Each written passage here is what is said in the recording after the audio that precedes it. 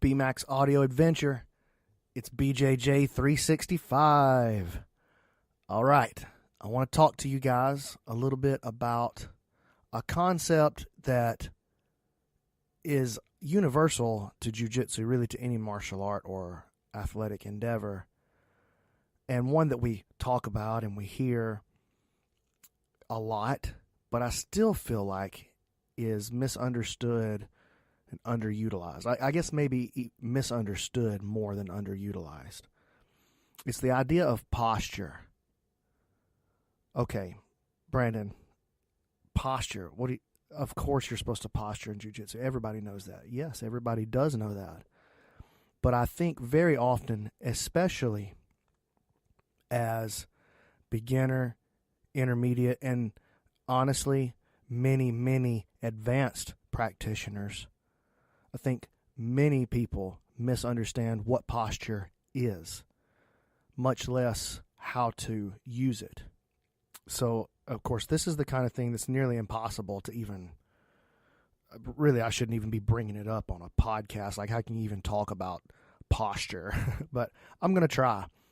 All right, I'm not going to obviously be able to show you how to do it right.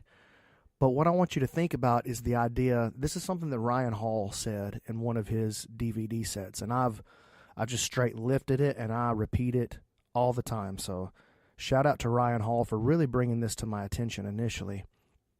He said, perfect posture exists in every position. And I think he kind of said it in passing, if I recall correctly. I believe it was on his deep half set. I could be wrong about that, but perfect posture exists in every position.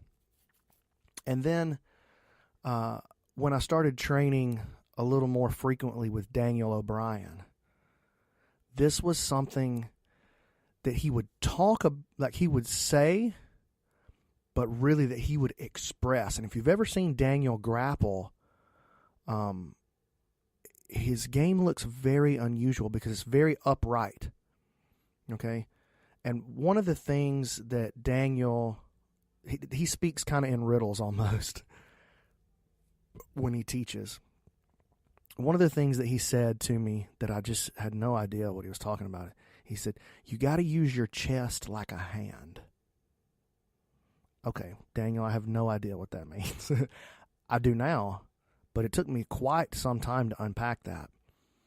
And what he was talking about was always leading with your chest. Watch, just go get on YouTube right now or Facebook or wherever and watch some of his matches, like say from the last 80cc trials, where he walked over some very strong grapplers, very strong, all the way to the final where he lost on a takedown at the end.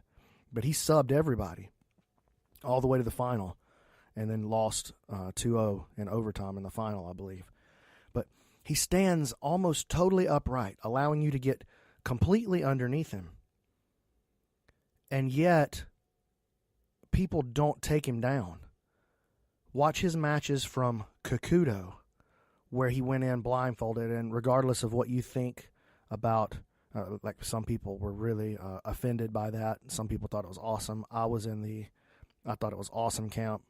But he beat some very accomplished black belts, black belt Pan Am champions, black belt no-gi world champions, and he beat them with a blindfold on. Guys, they would go to shoot on him. He starts blindfolded. They'd go to shoot on him, and they would bounce. He's just standing there, it looks like. It's the posture of the chest, the power that he roots from the floor. And as I started to try to examine this idea, I found myself reading a lot of Tai Chi essays. And you guys have heard me mention Tai Chi before.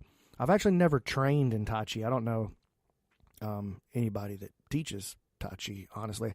I met a guy a couple of times that taught some Kung Fu and like dabbled in Tai Chi. And I tried to pick his brain a little bit, but I wasn't interested enough at that time, so I probably missed a great opportunity there. But there's a guy named William C.C. Chen, C-H-E-N, Chen. This was Josh Waitskin's Tai Chi instructor. Josh Waitskin, as you know, or you may not know.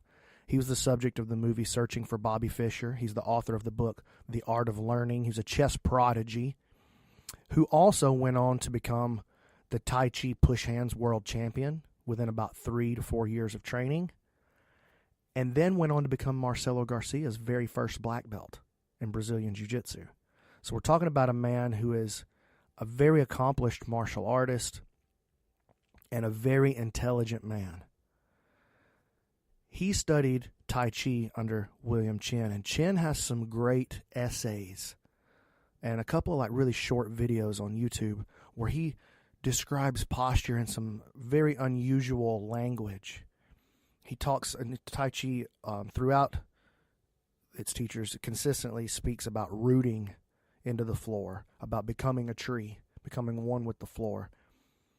And William Chen talks about how the ribs should sit in your chest when you're postured correctly, and what your breath should be doing to your chest and your abdomen, and how your hips react to that, and how your fingers react to that.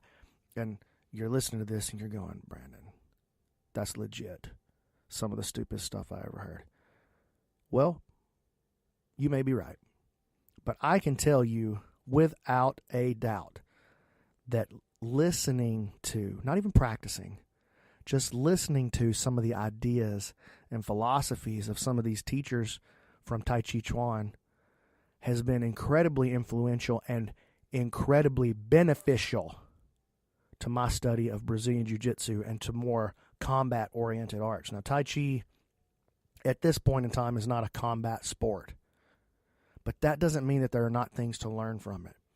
And so this idea of rooting, this idea of the chest powering the posture is something that I really felt in Daniel's game. And this began, like I felt the power of that, and I said, I want that, girl. I need that power. And so I started to really bring that back into my training. And as I first started to play with this, I can remember some of my black belt peers, they would get on the floor with me and they would be like, dude, what are you doing? Because I was getting thrashed initially. But I knew there was some truth there that I had to examine. You know, and now I've got a much better grasp on it, and I don't get thrashed with it anymore, you know. But I remember a couple of friends of mine actually, they're black belts, they're good dudes, but you know, they were really questioning to the point that they were like, man, I think Brandon's kind of lost his way. Really questioning what I was doing.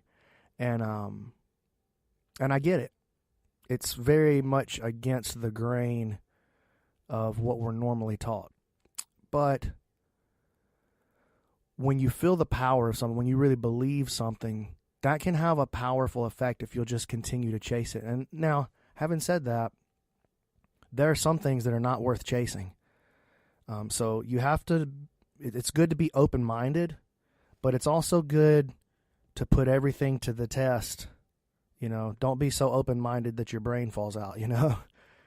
We want to put things to the test in martial situations.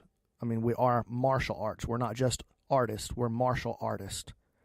So we have to, the martial side, the military, the killing, the aggression, the violent side must be real as well. It can't just be artist. So I want you guys to do me a favor and just, I'm going to put a link in the show notes. So if you're on listening to this on YouTube, or you listen to it on iTunes or Spreaker or wherever you listen to your podcast, I'm going to leave a link to a place where you can just find one of those essays by Chen, or maybe I'll put one of the videos. Just watch it and just listen to what he has to say. And if you think it's garbage, then cool, it's garbage. But I encourage you, spend some time failing with these ideas. And if nothing else, you'll just learn a path that doesn't work. And that's informative as well. That's crucial to know. And, you know, and maybe a couple of years from now, maybe next week, I decide that it's all hokey and it's all just wish-wash and I don't want anything to do with it. Maybe so. I reserve the right to change my mind at any time in the face of new information. That's good policy that I've had for a long time, and it served me well. So, posture. Perfect posture in every position. Posture begins with your feet.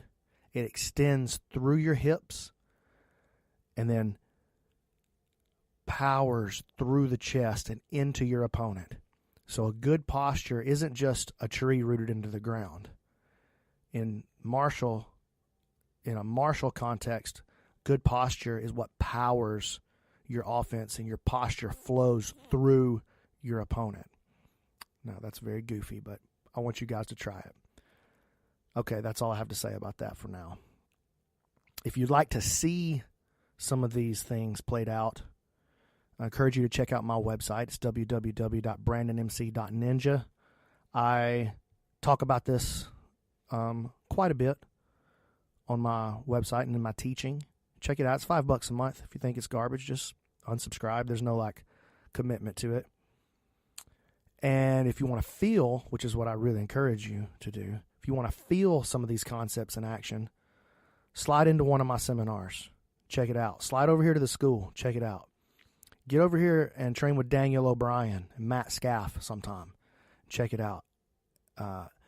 Get in with some of the old jiu-jitsu masters, guys like Carlos Machado.